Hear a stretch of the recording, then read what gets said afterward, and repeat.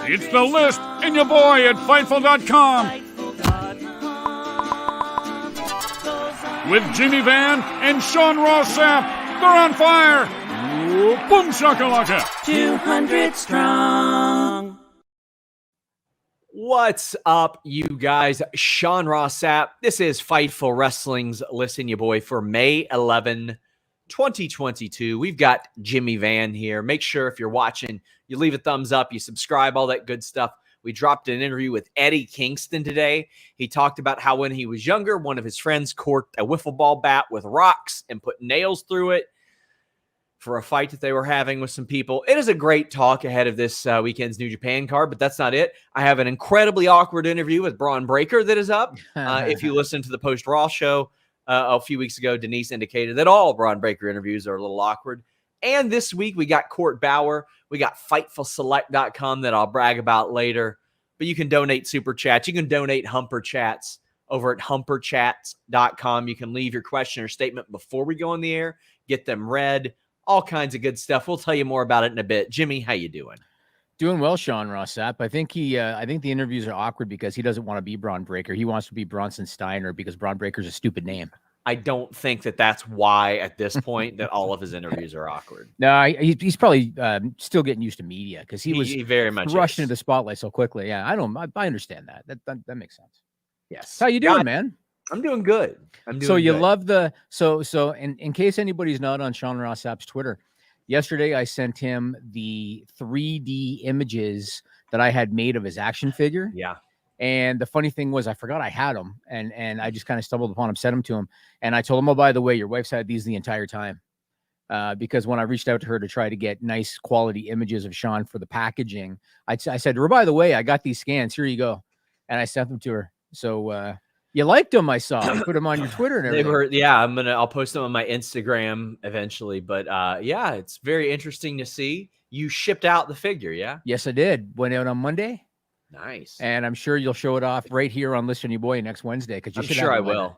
I am sure I absolutely will. Guys, hey, listen, if you like figures, if you like cards, if you like any of that stuff, I've got a feature on FightfulSelect.com, Figure Haul. We've got dozens of episodes in the can.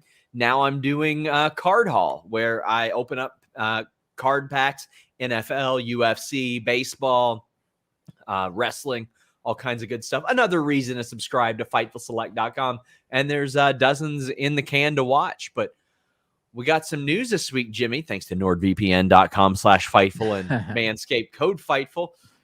Your weekly dose of wrestling news, my friends. Yeah, well, let's start by talking about the weekly dose or the daily dose of news that's stupid, funny, and weird. KnowYourNews.com, my new project. My guest co-host, I guess, or my guest this week on my podcast, Know Your News Tonight, is Will Washington from Grapsity. So you can see that now at KnowYourNews.com. And this week's edition of Get the Flick Out of Here, which is Alex and Kate's podcast where they review shows. Stupid name. That's what they chose. That's what they chose. And so name. they review TV shows and movies that are different. This week, they're reviewing a show on Netflix called Is It Cake, which I had never heard of. I've seen it. You've seen it? I've seen the thing where you highlight it, where you go by, where they're trying to push it on you. Okay, the sort of trailer. Yeah. Listen, it's not something I'd be interested in at all, but I see why some people might want to watch that or something because it's just ridiculous and also very talented. Some of these cake makers, my God. So I guess they're trying to trick judges into thinking it's made of cake when it might not be? Correct. Okay. So some are, some aren't. That's right. All right, let's talk about the tribal chief, Roman Reigns. So last weekend, he's at a live event in Trenton, New Jersey. He got a promo after the show. He said he's starting a new phase in life, and he said, quote, I honestly don't know if I'll be back here again. There have been a bunch of conflicting reports. This is why I love talking to the supreme wrestling journalist, Sean Ross Sapp, to get some clarity. There have been a lot of different reports. So one report is that he has signed a new deal with WWE that calls for less dates, and so he's going to be focusing mainly on television. Dave Meltzer reported that he has been removed from advertising for all shows between June 19th and until Labor Day, which is early September. Meltzer said that Reigns is scheduled for 2 premium live events. I'm presuming SummerSlam and Clash of the Castle. And he said it was already known that his schedule was going to be cut back anyway. And there's a period where Roman won't even be on television. What's your latest? What are you hearing about Roman Reigns? I guess his schedule, his television, all of that. So, by the way, guys, please get in your super chats and your humper chats about this, humperchats.com or here live on youtube.com/Fightful. But we were flooded with inquiries about this, and I published a report on FightfulSelect.com that still holds true. I asked WWE reps, people backstage. I asked a person close to Roman Reigns, and they said, insert Cody Rhodes dog picture here to me. That's what they said to me because they didn't want to answer it. But I asked somebody in WWE, and they said, well, no, he's getting to a point in his career where he's likely not going to be working that type of live event schedule. Mm-hmm. Had somebody near creative say he is factored into creative. That does not mean he's going to be on every TV show. It doesn't mean he's going to be there every week, but he is factored into creative heavily. The report that I published on Saturday night, Sunday, still holds true. I talked to the same people that Andrew Zarian talked to that said that he is still factored in creatively. I don't know what that means for his televised schedule, but a lot of people mistake the fact that Roman Reigns has wrestled 3 or 4 times on TV this year as, oh, well, he's got this light schedule. No, he's there all the time. He's worked by the end of April. He had worked over 30 matches. So he was on pace to wrestle 100 matches this year, over 100. And you don't realize that because he's not wrestling on TV because they do want to keep it special in that regard. Mm-hmm. But the latest I've heard is that he is still involved with creative. As far as a new deal, I wasn't given any details that indicate he didn't get a new deal. I know that he was one of them that they wanted to make sure to anchor down in the big signing spree around 2019 and all that. And I'll have some more news on that type of stuff in the coming weeks. But as far as him going away and doing Hollywood, sorry, I got to stop this fan. It's going crazy and it's blowing in my eyes. But as far as him going away to Hollywood, which was the prevailing thought on Twitter, right? Yep. The people that I spoke to in WWE on a very, very high level had indicated that they always expect him to get those offers. And they have been expecting him to get even more offers since the Hobbs and Shaw thing became a deal. But they aren't expecting him to imminently leave for that. Maybe he'll film one here and there, but they're not expecting him to leave. Now, WWE is paying people a lot of money, and they're probably going to be paying him a lot of money to hang around. However, we had this discussion on Twitter yesterday with somebody when they said, well, why wouldn't Roman Reigns need the belt against The Rock? The belt means more money. And I'm like, not to The Rock, it doesn't. Yeah, I saw who posted that. I couldn't disagree more with them. Yeah, and The Rock is making $100 million. If that type of thing happens, Roman's going to hit the bricks. Sasha will hit the bricks. Anybody will hit the bricks. $100 million a year. Yeah. $50 million, probably hitting the bricks. 25, 30 million, probably hitting the bricks. Oh, yeah, 100%. So, I mean, they don't expect it, but, when do they? When do they ever expect it? And then it's the same every time. Like Batista was the top guy, and then he went to Hollywood, and they had this weird period of not liking each other, not using him. John Cena says he's always on call. If he's always on call, well, why the hell haven't they called him? It's what I want to know. Austin tried to go do movies, and they didn't factor him in forever. The Rock did the same thing too. So, yeah, and Hollywood, it's a very fickle thing, and I'm sure people know the history. I mean, look at Austin, Stone Cold, who has been public saying, I will never audition again, because as popular as he was in pro wrestling, he had to audition for stuff. Chris Jericho turned it into a YouTube show because he also had to audition for stuff and didn't want to do that again. You look at a guy like Roddy Piper, who retired in '87. He was back in 2 years because it didn't work out. It's not going to be. They Live was a good one, though. It was a good one, but it didn't become a full-time thing for him. So it's never going to be a home run for everybody. Not to say that it won't be for Roman, but it's not a guarantee. And so I think he'll be smart, like you're saying. I think unless he's got some lined up for a significant amount of money, I think he'll stick around, especially if he's on a limited schedule now. Yes. But let me ask you about this. So we've talked many times about Vince McMahon being incapable of creating any new proven box office stars going back years. John Cena is the last one. Roman Reigns has been the closest thing to John Cena that they have. But to me, the jury is still out on him as to whether he's a proven box office star, because when Roman first became the tribal chief, they had no crowds. Then when crowds came back, they were going to draw regardless because it had been 2 years since they'd had live crowds. So I think we have to wait a few months now to see him off live events to see how they do in comparison before you know what kind of a draw he really was. But I don't even look at, I mean, again, I'm not a big ratings guy and all that stuff anyway, but I don't even look at live events because there are so many people that are just like, I'm not going to a live event. I agree.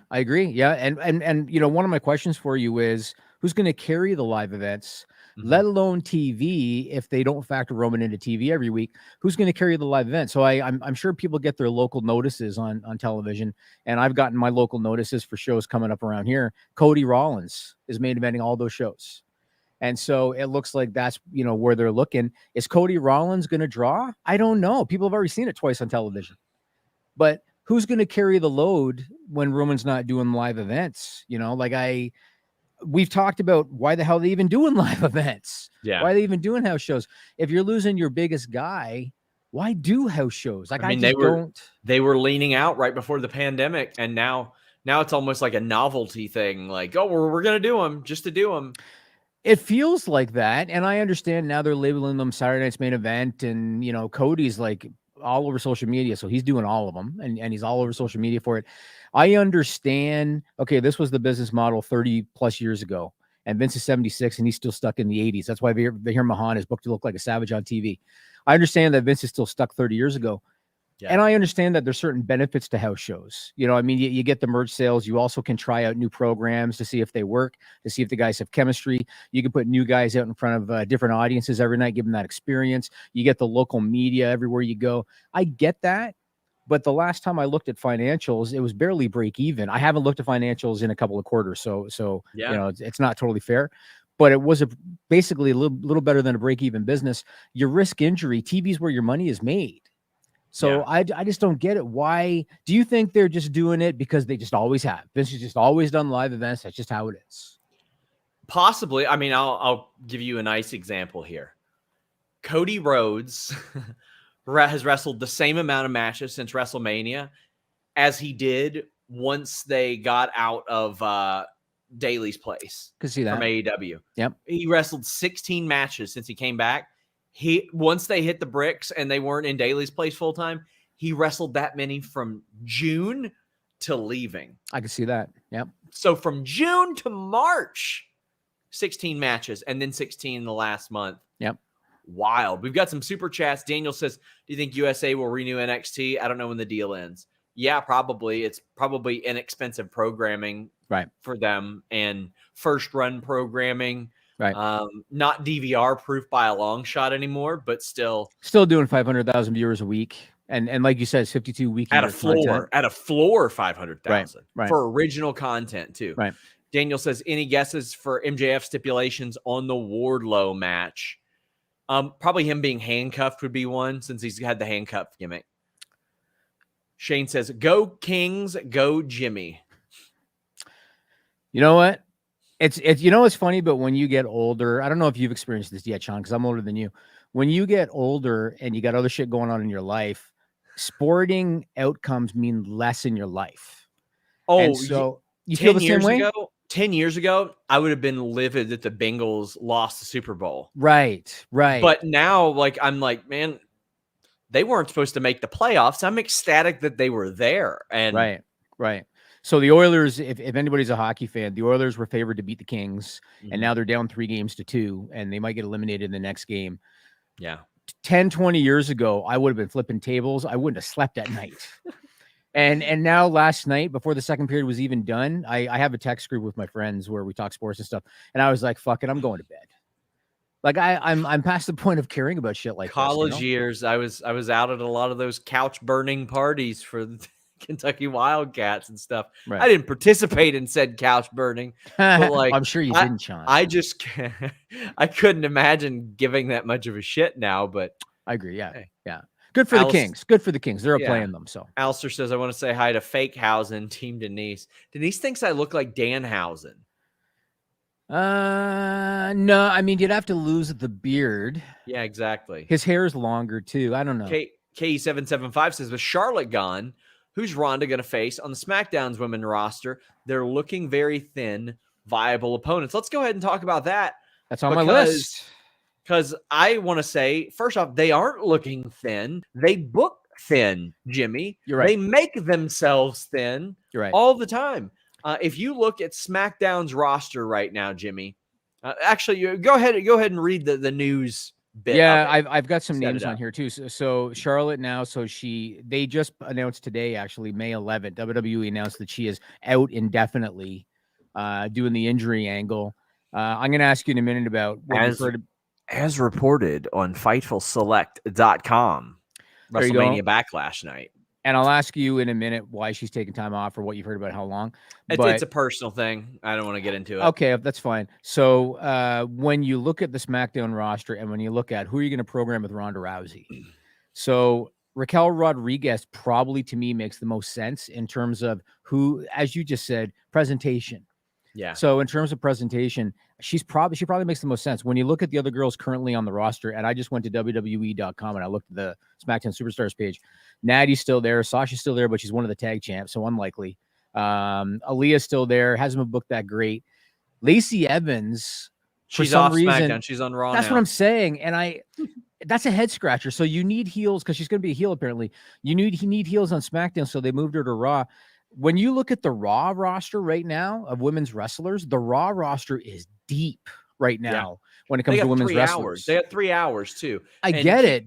Keep in mind, they weren't using Doudrop or Nikki very much at all. Zelina and Carmella exist on an island of their own, but they have also Alexa just came back, which I'm sure we'll talk about. Sonya's jobbed out. Tamina and Dana are in the 24/7 picture. So actual singles women's wrestlers, it's kind of like Liv, Rhea, Lacey, Bianca, Becky, Asuka, which is pretty damn deep. Yeah, they do. Deep in its own. They have a deep roster, and then Alexa came back on top of it.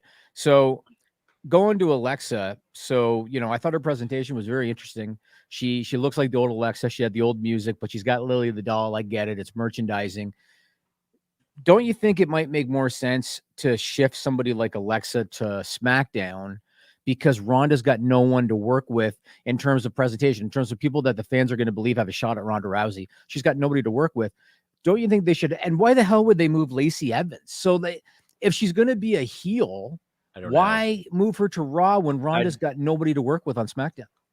I'd have her work a quick program with Ronda and then get sent packing or something. I know we're going to talk about the NXT women's division. I'd bring up Wendy Chu immediately. She's a main roster act.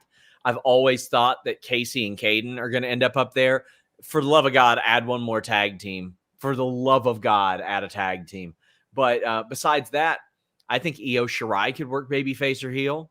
I think she could do anything. She's one of the best performers in the world. I would bring her up to SmackDown. But you mentioned Natalia's hanging out in NXT right now, too. Naomi and Sasha are the tag champs, so they won't do it.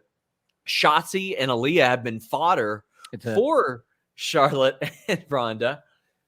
So Raquel's a smiling baby face right now. Yeah, but you know what? All she's got to do is lay out Ronda one time.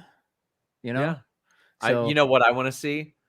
I want to see Zaya, because Zaya's been known to get a little snug with those kicks and the martial arts stuff. Yeah, I want to see what happens if they get a little snug. I want to see. But I want to see if Ronda, there's some live rounds. I know, but listen, it could be interesting.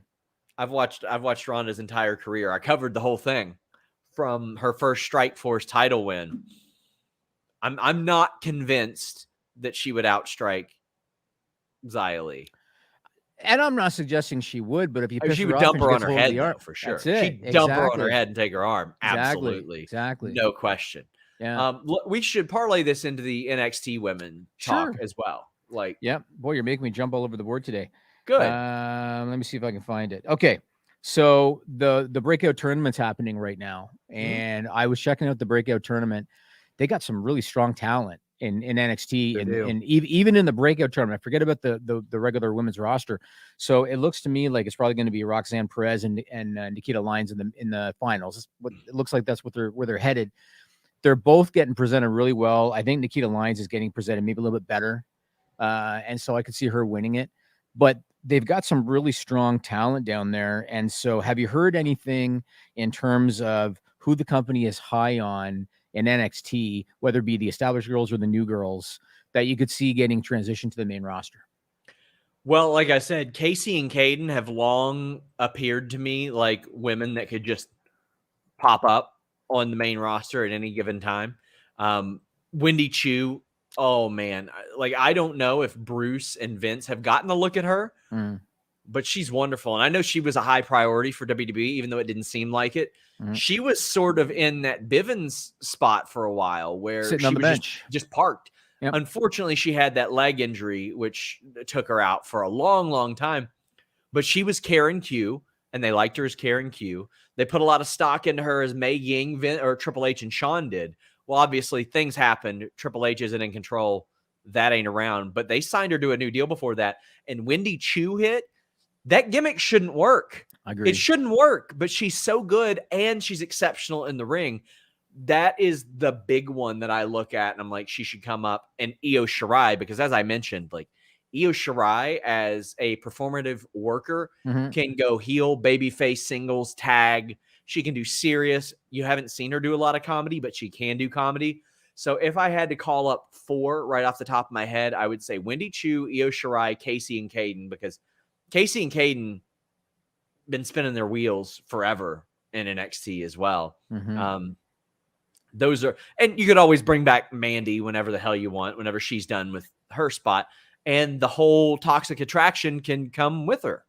And actually, sorry to cut you off. I forgot about Mandy. Like I actually forgot about Mandy. Mandy'd be the whole Toxic Attraction act. There's Rhonda's program right there. Perfect. I never even thought of Mandy Rose. Indy Hartwell could come up. And listen, if you brought up all those people that I just mentioned, all of them, you still got Zoe Stark when she's back. You've still got Sarai. You've still got Nikita, Roxanne Perez. Good God. You've got Ivy Nile. You've got Fallon. You've got Fire, who used to be Kaylee Ray, Cora Jade. You've still got a full division down there. If you call up all 7 or 8 people that I mentioned, unreal. You think Ivy Nile is ready for the main roster? By like my definition, no, but was Dana Brooke? No. And she, like, people don't realize how good she is because they never really give her that opportunity. But there's tons of people. Was Commander Aziz? No. Was Omos? No. There's a whole lot of people. See, the problem is, so Ivy Nile, like, again, incredible matchup for Ronda Rousey. Ivy Nile would be a great matchup for Ronda Rousey, but Ronda Rousey needs a ringleader.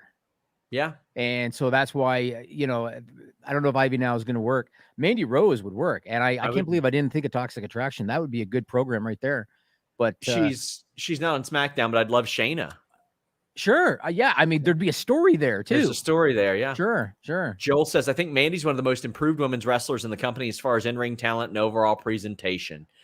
She's getting better and better and better. And I mean, they didn't just have her go down there and work with NXT because she's a pretty face. They wanted her to help the women that are there from a lot of standpoints. It changed her career. Yeah. I mean, she was being carried around by Otis. You know what I mean? Yeah. Changed her Connor career, says, any word on if In Your House will be at the PC or in Arena? Last I heard, they were planning it in the PC, but that could change. So I'll ask. Daniel says, any guesses for Jokers in the Owen tournament? The 2 big guesses are Cesaro, Johnny Gargano. I'll tell you what would be a bad idea if it was Satnam Singh. Like, I think he'll be a good talent, but after the lights off, lights on, I don't think you do that. Seems like a lot of people are suggesting Cesaro. That seems like that's you know. Got an update on him on FightfulSelect.com. A lot of promoters have reached out about him. We're going to tell you what they've heard over on FightfulSelect.com. Also over there today, MLW is adding a women's division. Last week, we gave you the first looks at that title, and now we're going to have the plans on it, as well as a lot more MLW news. And how about this? That Wow Tessa Blanchard situation is juicy. And I'm gonna have more on that this week. I'll have more on a recent AEW departure that kind of hasn't been revealed or announced yet this week. We got Matt Reichel sending in a super chat. Says, happy Wednesday. Any idea when Grand Slam is, since TK confirmed it today? I don't know. It wouldn't surprise me to see St. Louis get a big show because they took Full Gear away.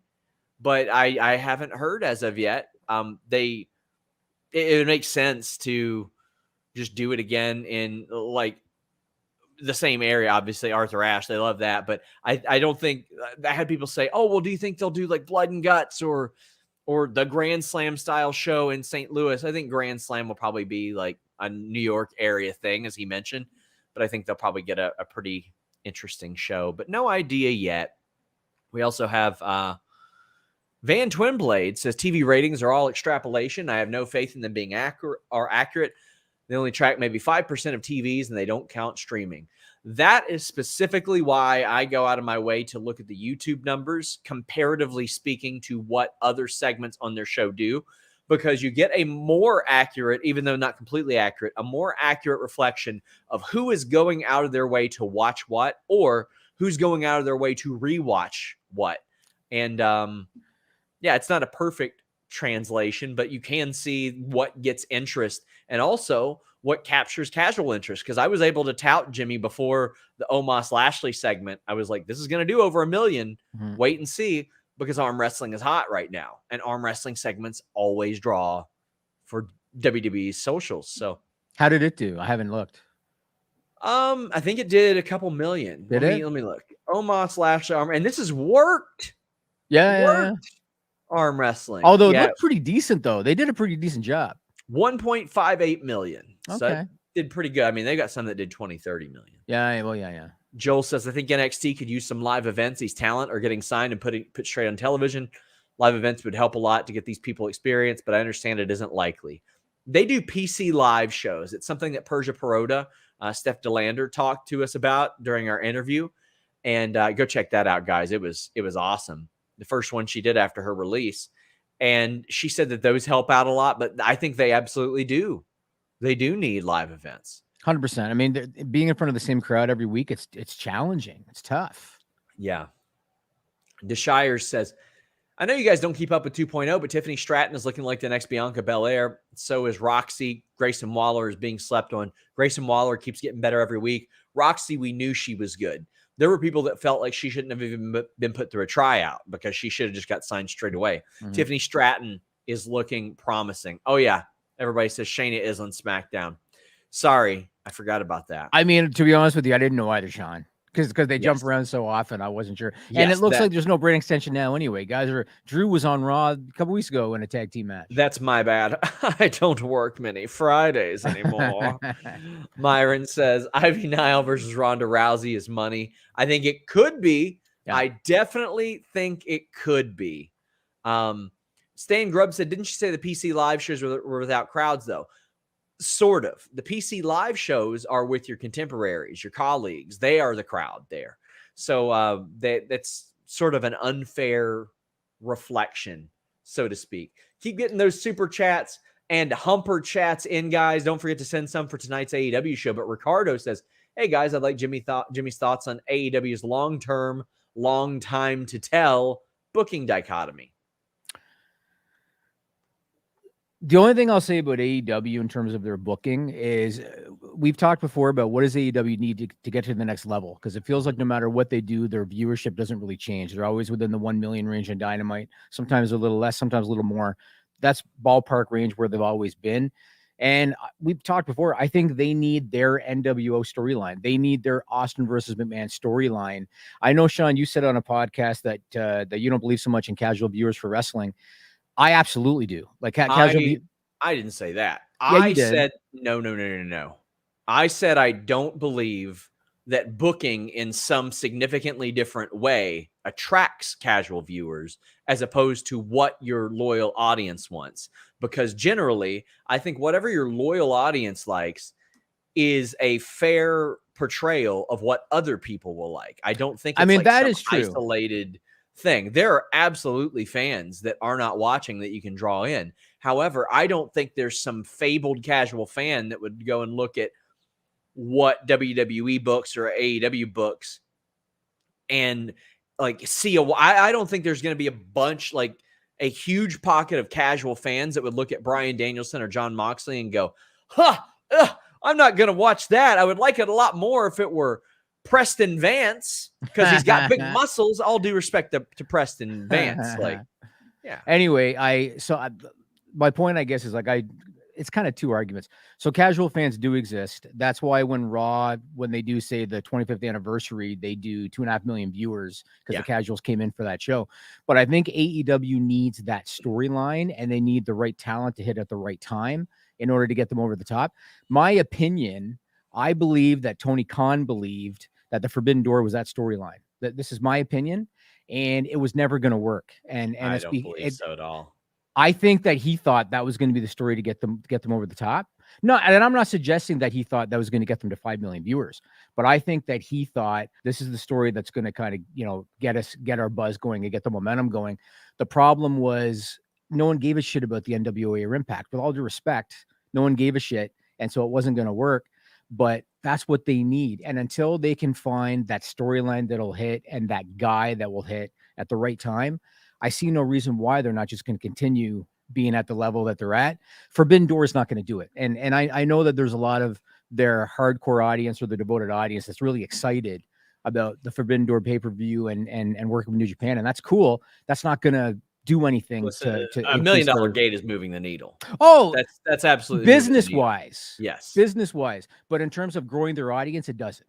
Business-wise, but I mean, there's all this talk about moving the audience. If your loyal audience is giving you $1 million gates, you're doing pretty good. You always want to grow. Yeah, like you always want to grow. Like, sure. Like our Fightful Select subscriptions, I always want to grow them. Yeah. Always. But I've always spoken like what I'm not going to do is alienate the base that we have. That's why I always say I don't want anybody to poison the well, because we've cultivated this nice community that's made us self-sustainable and allowed us to give raises and everything like that. But I mean, the needle has been moved, but they're doing $1 million gates. I think that he thought CM Punk and Bryan Danielson would get him there, and they're not consistently over 1 million. I would love to see DVR numbers every week. Like, I know they're out there, but that's what I would look at. Advertisers don't care about that. But I mean, me as a who's watching what, I care more about that than how much money a company's making, because I ain't working for that company. But yeah, see, I didn't think Punk and Bryan were going to do it. The reason being is because their biggest pop was going to be the first one. Sure. After that, it was the storyline that they were in that was going to determine where they went. And so I didn't think that they were going to do it. It's going to take the right storyline and the right guy. And given the landscape that we're in, it could take a Roman Reigns jump. You know what I'm saying? Yeah. It could take something that significant in order to kind of get them to the next level. But that's just kind of where they're at. And I'm not suggesting that they alienate their fan base, because they've proven that their fan base is a fan base willing to spend money. Sure. And good for them. We got Matt saying sold out doesn't mean sold out anymore, at least. Yes, it does. It does not matter if it was secondary or whatever. AEW made that money. New Japan made that money. Is that what he meant? Yes. It's sold ticket is sold ticket. The ticket's sold. They made the money. Yeah. Listen, if somebody wants to come along and buy some Fightful Select subscriptions, you want to go buy 5,000 of those, and then you want to resell the passwords or something for a little bit higher, have at it. Give me my $5 a pop for those 5,000. I don't give a damn. Wouldn't the people buying it on the secondary market be really fucking stupid? Yes. They're going to sign up for $5. Absolutely. They would be. Andrew the Giant says, my bro is a casual fan and watching YouTube and Ezekiel stuff is what he messages me about. Well, that's because Ezekiel rules. I cannot believe that's gotten over. All the credit to Kevin Owens and to Ezekiel as well. But Kevin Owens has been awesome. Ezekiel reacting to Ken Owens revealing himself and going like he thought it was real was amazing. It was amazing. We talk about the casuals, Jimmy. You don't want nasty pubes casually showing up in your underpants. That's not a good thing. And you know what? You know what, Jimmy? Your underpants can be a lot better. The kings of crotch comfort, Manscaped, has spent 2 years designing the most comfortable boxer briefs out there. I've had the honor of testing these bad boys out, and I can say it's the softest fabric of any underwear, especially on your inner thigh, if you know what I'm saying. Breathable, like it's gills for your groin. They even trademarked the jewel pouch, so you know it's serious. So let your bulge breathe and get 20% off plus free shipping by using the code FIGHTFUL at manscaped.com. Everybody, well, okay, maybe not everybody. Maybe I'm alone in this. Everybody's got those pairs of underpants that just look ratty and terrible. You ever had a pair of those, Jimmy? Still do. Okay, listen, I got to tell you a story after this. But manscaped.com code FIGHTFUL is going to get you a great pair. Why are you doing this with my cats? They don't wear underpants. I'm trying to pop. Why do you have so many? I found these in the office next door. Well, I didn't know I had them all. Thanks to Manscaped's Lawnmower 4.0, the best electric trimmer for below-the-waist grooming. It offers skin-safe technology designed to trim the hair on loose skin. And outside of the ball trimming, they got you those boxers. They got the jewel pouch. They got the micro-modal fabric. It's buttery soft and breathable on that inner thigh, keeping your cucumber cool. Walk, run, strut. The moisture-wicking boxers breathe without breaking a sweat. The tagless waistband hugs your body without digging in and lays flat against your skin to reduce chafing. So if it's getting rough down there, use Manscaped and the code FIGHTFUL. Get 20% off plus free shipping. Jimmy, these came at a great time. Manscaped.com code FIGHTFUL.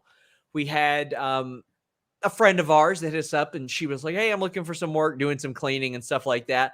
We're like, yeah. We'll bring you in here, do our laundry, etc. This is before we moved. And I'm in the living room talking with her. She's folding the underpants, and she raises up the most destroyed pair of underpants I could possibly imagine. It looked like a puma attacked my ball sack, Jimmy. And she held it up, and she practically looked through it. And she goes, do these have some sort of sentimental value or something? I was like, I think you can throw those away.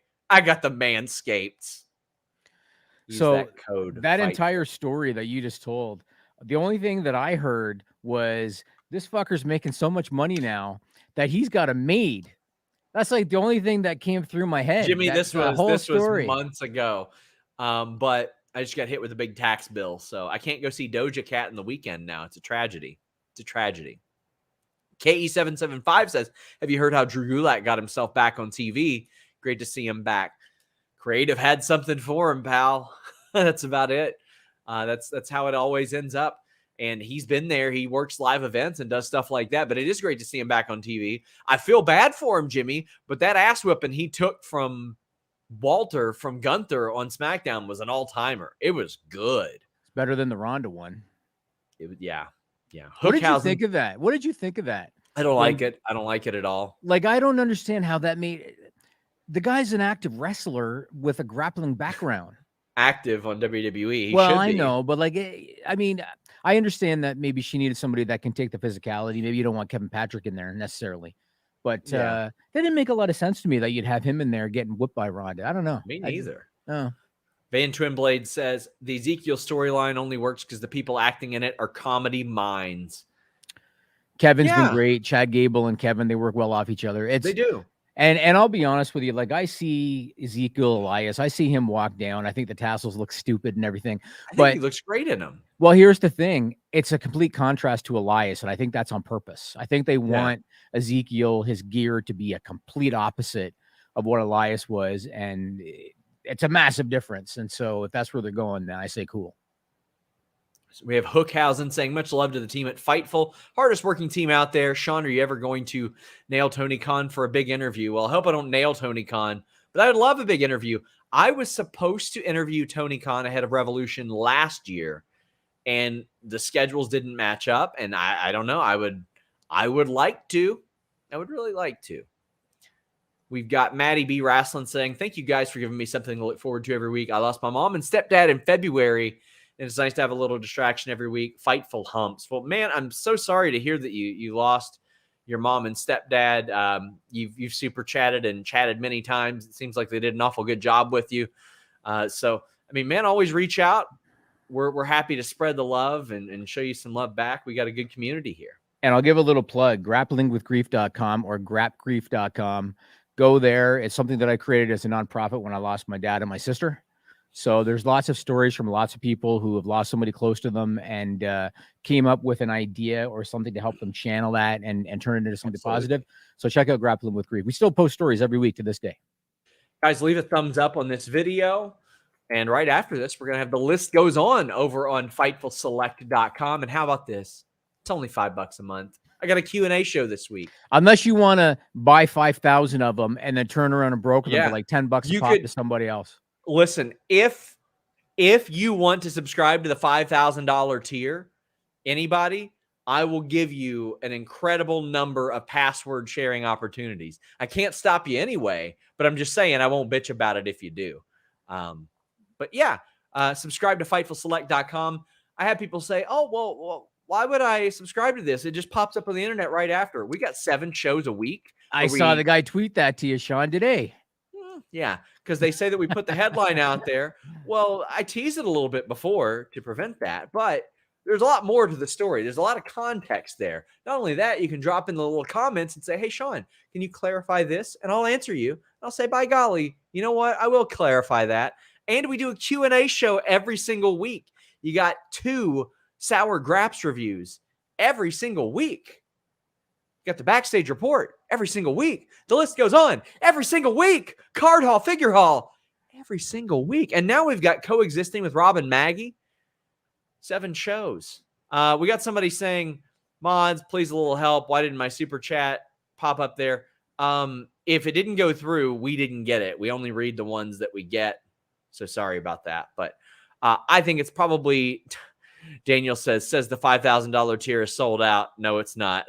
No, it's not. And we have had people that have subscribed to the $1,500 tier multiple times. Oh, yeah. Actually. Yeah. So many times I've had to hit up Justin going, guess what? Joel says, I'm admittedly behind on the whole Ibushi stuff, but is he really leaving New Japan? Yes. Where do you see him going? This is one of the most interesting stories this week. Yes. And I found out it was real because nobody messaged me back. So that's how. Let's talk about this one. So, the timing is interesting because Forbidden Door is in like 6 weeks. So the timing is interesting. So Kota Ibushi went on social media to express his frustrations with New Japan management, specifically with one of the talent relations workers named Kikuchi. And he claimed that there has been sexual harassment. He claimed that there has been power harassment. He threatened to expose things in that regard. He revealed in text messages that Kikuchi had threatened to cut his contract. And he appeared back in March on a JTO show called Just Tap Out that Taka Michinoku promotes. And he claims that New Japan threatened to cut his contract after he appeared on that JTO show. Voices of Wrestling reported that there's massive heat between the two. I mean, it seems pretty obvious given the messages, but they claim that there's been massive heat between the two going back several years. So have you heard anything about Kota Ibushi's status, not just with New Japan, but Forbidden Door too?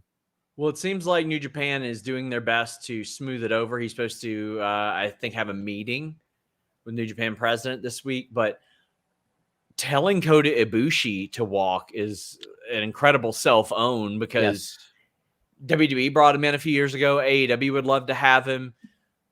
Even Impact would love to have him. Everybody would want him. He would get work nonstop. Mm-hmm. And it is whatever issues that he has, you smooth them over. You go to that guy and you work to smooth it over. But saying like, just, hey, by the way, work injured, and now that you're healthy, I'm going to pull you from the New Japan Cup that he was supposed to win. Oh, and then, by the way, leave. Yeah. Oh, okay, come on, man. What are you familiar with the talent relations work of Kikuchi? No. Okay. Yeah. Yeah. Yeah, he's obviously not only one of their biggest stars, but he's one of the guys that AEW fans are clamoring to see work AEW talent at Forbidden Door. So the timing is unfortunate. Well, I mean, in Kota Ibushi, I saw somebody say, well, if he left, AEW wouldn't risk ruining their relationship with New Japan. Listen, if New Japan lets him go, they let him go. That's it. How are you not going to pick up who becomes, at that point, perhaps the hottest free agent in wrestling? How could you not pick him up? How are you going to avoid him, especially with the history between Kenny Omega and Kota Ibushi? Yep. Because that is an all-timer feud for AEW there. And partnership, for sure. And partnership. Do you think that would necessarily affect them? Do you think that would cause ill will between AEW and New Japan? No. I mean, New Japan's put themselves in this position. And not only that, they put themselves in a lot of bad positions over the last couple of years. And it hasn't been super great to watch the last couple of years. And I got a lot of optimism. New Japan Strong has been phenomenal. I should specify that. I love New Japan Strong. Interviewed Eddie Kingston to promote it this weekend. But New Japan proper, as they call it, has been rough at some points. And 2 years ago, Jimmy, or a year and a half ago, when some of these weird decisions were coming about the title going on Evil and then combining the titles and doing the new title and all that stuff, at that point, New Japan had the benefit of the doubt with me, kind of like how, as of right now, AEW had the New Japan or the benefit of the doubt with some of the booking decisions, and I'll let it play out. New Japan's lost a lot of that goodwill with me from a booking standpoint. So, yeah, we got people saying, oh, well, Ibushi's trying to strong arm New Japan. New Japan's trying to strong arm him. Ricardo says, didn't he sign a lifetime contract? No, come on. What does that even mean? And not even enforceable at that. And you got to remember there's things that he knows that we don't. So when he's alluding to sexual harassment and power harassment and things like that, it's hard to make allegations pointing fingers at anybody. I mean, obviously he knows things that we don't know, or at least he claims to know things we don't know. So I'd rather kind of stand back and just kind of, like you say, let it play out. Yeah. Chris Raines says, Fightful Select is the best value out there. Well, thank you so much. We pride ourselves on giving you guys extra content. We did an Ozark review last week. But we're going to have a lot more exclusive interviews over there as well. Sasha asks if I'm going to do a studio tour when I get it set up. So you can't see it here. I've got a full loft that I'm turning into a studio because we're a month in and we haven't used it. But I'm going to turn that end into a different background. I've got to get the cabinets and all that. But we got some other house improvement stuff we're working on first. But eventually, yes, I will. I'm going to have multiple backgrounds and setups. So I'll tell you this, at home, to do Know Your News at home, I got a pop-up green screen. Have you ever seen those? Is it like the one that hooks to the back of your seat? No, it's got a base on it, almost like the Fightful thing that I got you. Yeah, it's one of those. It's got a base, and then you pull it up, and it is solid. It's really good. So I've been using that. I've got one of those, so I'll have that at my disposal as well. I'll have green screen stuff. I'll probably have a green screen wall here as well, but I got some stuff I'm working on. Derek Gordon says that Swerve City podcast with Tony was the best Tony Khan interview I've ever seen. He's got an incredible amount of respect for Swerve and held a big part in recruiting that as well. Let's talk about this next, because this was also on my list, and I know that WWE loyalists aren't going to want to hear this, but Tony Khan talked about something on that podcast that I respect about the way that he does business. So he talked about Samu Guevara and Tay Conti. And he said that he thought fans would love seeing them together on television and would be happy for them. He then acknowledged that he misread it. He misread the room, and he course corrected. And we've often heard about how Vince McMahon, if the fans don't react to something that he's pushing, or if they don't react to something the way that he expects that they will, he just continues to shove it down their throats, kind of forces it upon them. And now they're even sweetening the crowd on live television so that he gets the response that he's looking for. That's one of the big differences between those two guys. And look, Tony Khan is not the world's greatest promoter. He's made mistakes. I think that at times he has shown an immaturity. I think at times he has shown that he's got this need to try to please everybody, which he just can't do.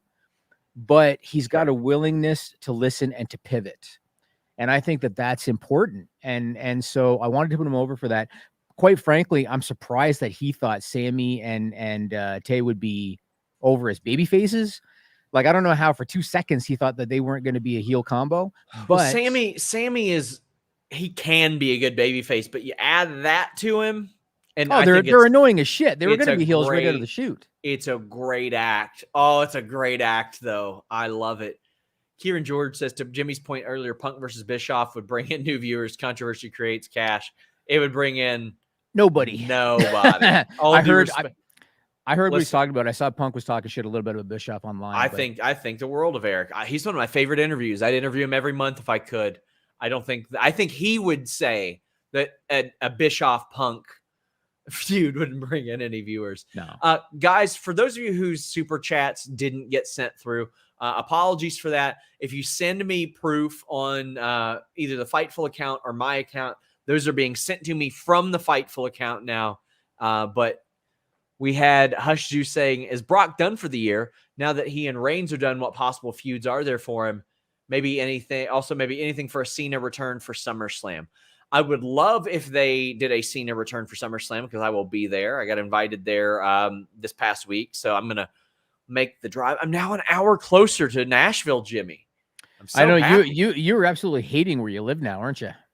Oh my gosh, just loathing it. But if I go to Money in the Bank, I got to fly out of Cincinnati, which pisses me off. But either way, I think you could see Cena at one, Lesnar at the other. Lesnar's deal was for like a few more appearances than usual, but now like they're sort of resetting those because he's off TV for the foreseeable future. But I don't think Brock's done for the year. I think he'll pop up sooner or later. I saw a picture of Brock standing next to an entire cow, like hung up. And so he's still got the butchering going on for sure. Or as Denise would claim that I say, a cow, that's where leather comes from. Briz Joshi sent a super chat and said, grateful for what you guys do. One more thing, that in India, the only way to watch AEW is Discovery Plus, and it's doing good numbers. I wish my Discovery Plus just worked. The thing always says I don't have an internet connection. Can't get Discovery Plus to respond. Discovery Plus, give me my money back, bro. What's going on here? Is it a paid service in India? Are Indian people actually paying for that? Let us know in the chat, please. You don't have to super chat it, but please let us know. I'm curious because that's always been the issue with India and China. It's not that they can't get numbers. It's because they can't monetize those numbers. That's the issue. I mean, yeah, that's the thing with like web traffic from India, like same thing. Click farms and a lot of stuff like that. Briz says, yes, we do.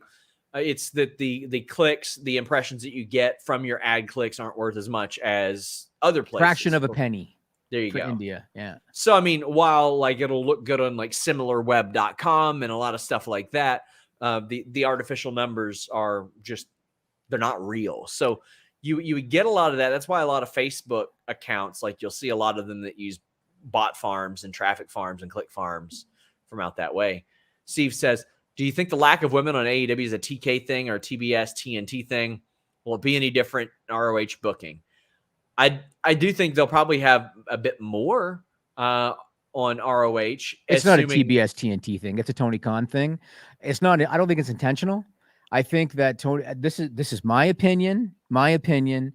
I think he's got too much talent. I think that whenever he brings somebody new in, he's excited about them. When he brings them in, he books them for a few weeks. Then he's busy with other shit, and they kind of end up on dark. And that's what I think happens. I do think if TNT, Warner, TBS wanted him to have more women on the show, sure, he would. 100%. Absolutely. 100%. And we've talked about Jade Cargill, and I don't know if I'm allowed to say this, but fuck it, I'll say it. No, what if you're gonna say something stupid? Don't say something stupid. No. It's a good thing. It's positive. My God. So no, I would never say, come on. Yeah, sure. No, I would never. So when Will Washington and I were taping Know Your News Tonight, we taped it last Thursday, and we were shooting the shit before we started taping. And he told me that he met Jay Cargill after an AEW show somewhere. And he said to me, because I was really putting over Jade Cargill, what a star she is. He said, in person, she looks even better. He's like, in person, she even looks better than what you see on television.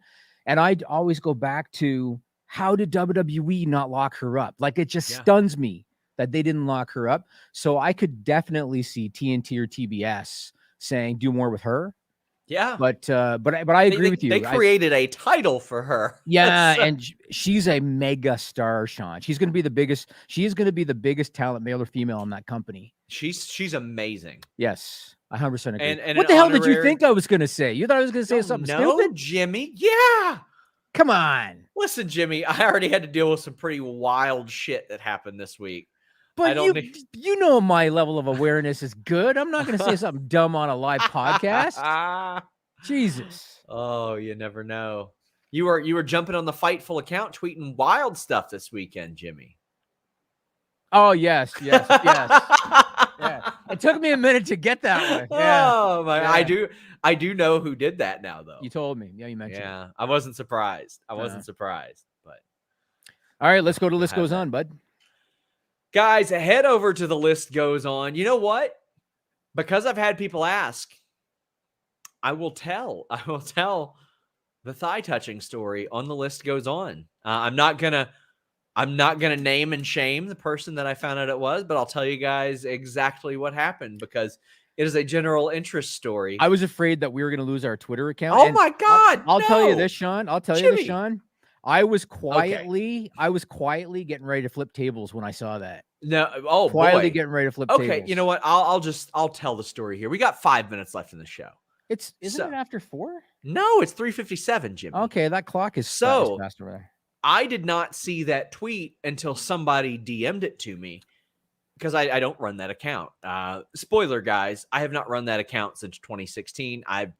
You can count on two hands the number of times I've tweeted on it since then. And anytime I do, I'll put a little SRS at the end, but I don't check the DMs. I don't do any of that. We've got a social media manager who does that. Like if you message the Fightful account and say, hey, will Sean Ross Sapp unblock me? The answer is yes, I will unblock you, but he sends that to me. However, when I started that and what we used to do, we still do technically, we have a tweet deck, which is a very antiquated system, but we still use it. And you have teams set up on there. So as a result, everybody that you want to be able to do certain things like DM or message or make lists or post is on that list. We haven't had to add anybody to that in quite a long time because we got one social media manager. However, I looked after that because I messaged that manager. They're like, no, wasn't me, swear. You know this person, Jimmy. You know that it's completely out of character for them if it would be. Never. But yeah, exactly. And then I looked at our teams and I was like, who has access to this? And I looked and I said, oh, everybody who's ever had access still has access. That's not good. Like Shaq still had access. Wasn't him. Spoiler. Aaron Malone, who you don't even know, had access. Mike Straw, who has not been there. I don't think he's ever even tweeted from there, had access. But there was one person that did have access. And when we hired them, I do my social media scour. And I wouldn't say that the stuff on their personal Twitter, nothing offends me. I'm not offended by anything. I'm really not. But I looked at it. I was like, listen, buddy, you cannot have Fightful in your bio. You cannot tweet Fightful articles. It was especially horny stuff. It really was. Yeah. It was unusual level stuff. And they haven't worked for us for a while. They worked for us as recently as I'll say within the past couple years to kind of protect them, but they've never appeared on a podcast, never done any of that. But I don't think that they even knew until I messaged them about it. I don't think that they knew that's what it was, but they did admit to it, apologized profusely. I don't think it was a malicious thing. No.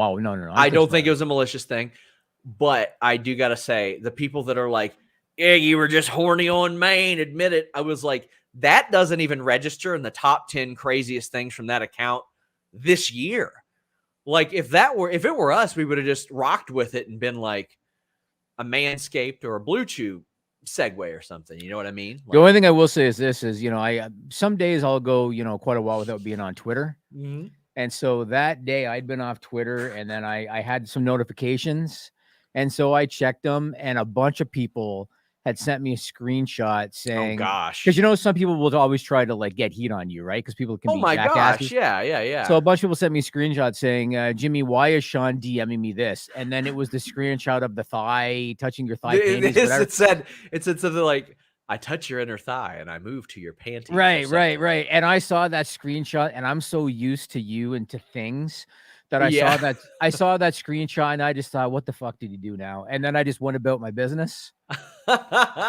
So I don't post from that account though. And I know, but I figured there's a logical explanation, and it's probably something stupid. So I just went about my business. I mean, is it embarrassing that I hadn't updated our tweet deck in a long time? Yeah, but it was so far like out of sight, out of mind. I mean, bummer, sucks. It happens, but it's hilarious in retrospect. It's funny to look back at it, but I just didn't want complaints to Twitter, and they were going to be a pain in the ass. But it sounds like it's okay. But there's full on porn on Twitter. I've never looked. I didn't actually. I mean, you don't gotta look when some of the people put that out there, but it happens. Hey, listen, if the person who posted it, who is absolutely probably not watching this, wants to come out and admit that they did it, listen, I wouldn't mind them taking that heat off of me, but it's all right. It's all right. List goes on. Listen, if you subscribe to that $5,000 tier, I will touch your inner thigh. Head over there, FightfulSelect.com. Until next time, we're out.